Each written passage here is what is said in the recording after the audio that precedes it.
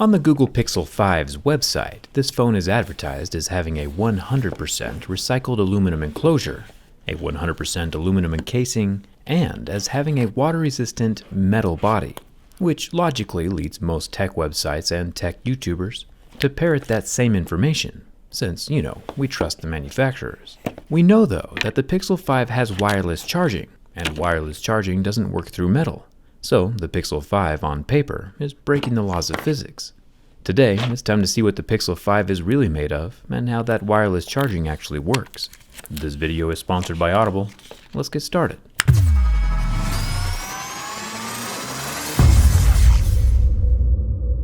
For a flagship, this Google Pixel 5 is actually surprisingly inexpensive. At just $649, it's half the price of other top phones like Apple and Samsung. And I do take that into consideration during my review. You get what you pay for, and if it costs half as much, you can expect half as much. Plus, Google has never really tried to compete in the hardware specs since they're mostly about the software experience. That being said though, clear advertising is important across the board, whether a phone costs $6 or $600. The 6-inch screen is made from Gorilla Glass 6, so we start seeing scratches at level 6 with deeper grooves at level 7. The front screen also contains that 8-megapixel front-facing hole-punch camera, as well as no speaker grill. The Google Pixel 5 seems to have an under-screen speaker, which we have seen in some other phones, and it'll be pretty interesting to see what it looks like from the inside when we get to the teardown. Now, nowhere on Google's website does it say that the Pixel 5's exterior is a layer of plastic. Remember, they call it metal 3 different times. But we can see by the ease at which my razor blade slices through the phone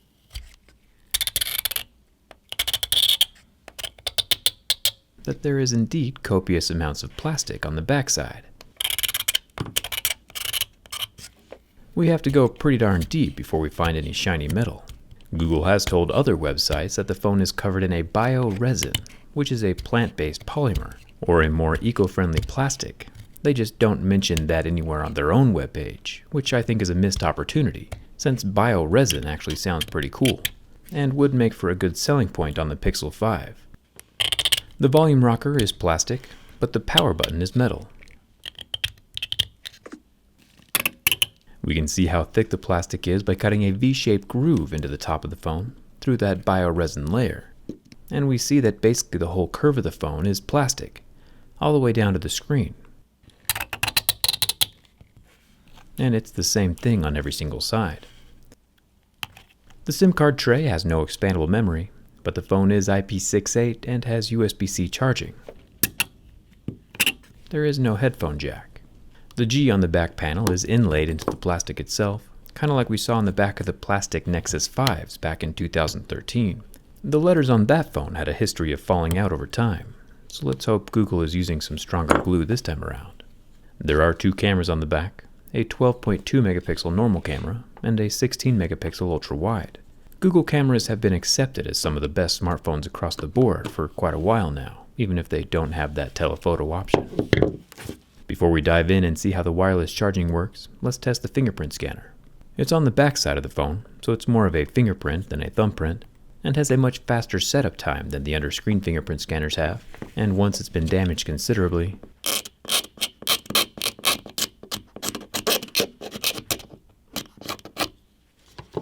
it still recognizes and unlocks the phone with my fingerprint every single time. Thumbs up for that. Now, for the wireless charging, if my estimates are correct, the wireless charger should be in this general area.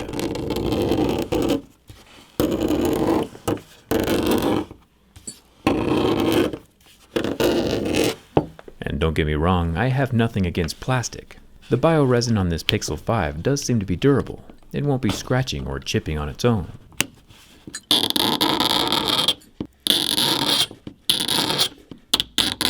It's much harder than the LG G5's coating we saw a few years ago. I definitely don't take issue with plastic.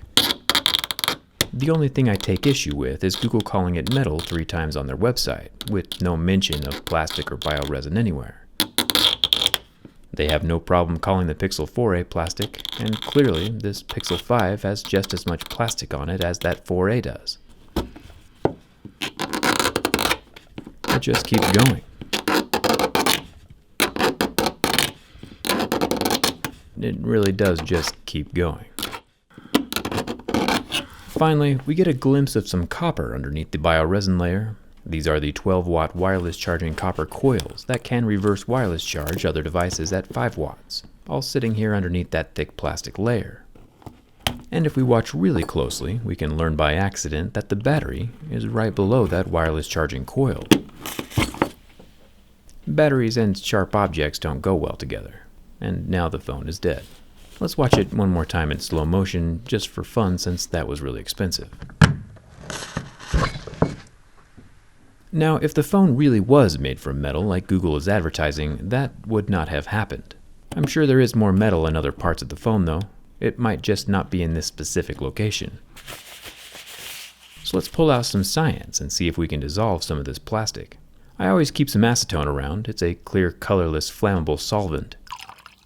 I use it to clean metal before welding, but it's also good at dissolving some plastics, rubber, and adhesive, as well as paint.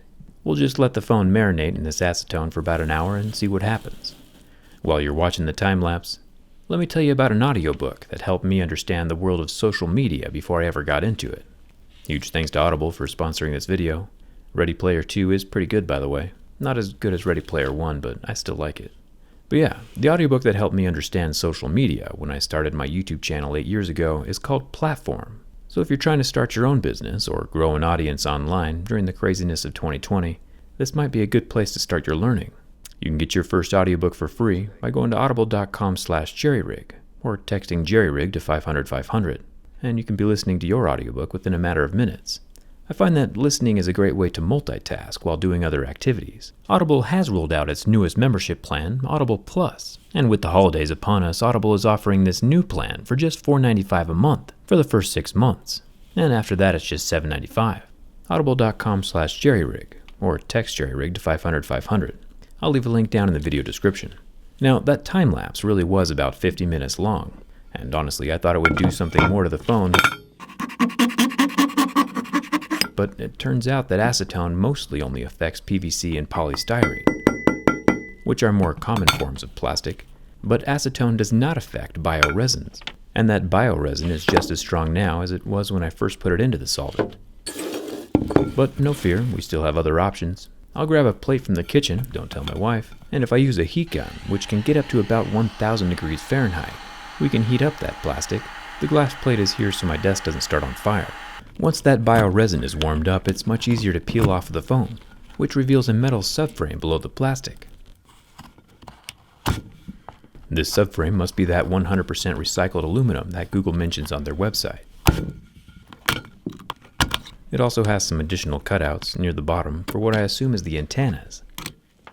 Personally, I think the Google Pixel is metal in the same way that my body is bone. Metal provides the structure, but it's definitely not what's on the outside. Just for kicks and giggles, we can peek underneath the wireless charging coil and get a glimpse straight into the center of the phone. The motherboard and battery, which we successfully stabbed earlier in the video, are both clearly visible. There is no metal backplate behind the wireless charging coil, which also goes against this image of the Pixel 5 that's been floating around. This image is not an actual representation of how the phone is built, since it's missing the gigantic hole in the center. A few clarifying words on Google's website about the phone's composition would go a long way. It's not even continuous metal underneath all the plastic. With the phone not working anymore after that battery puncture, we really can't do the screen burn test, which I'm sure will cause much disappointment to all.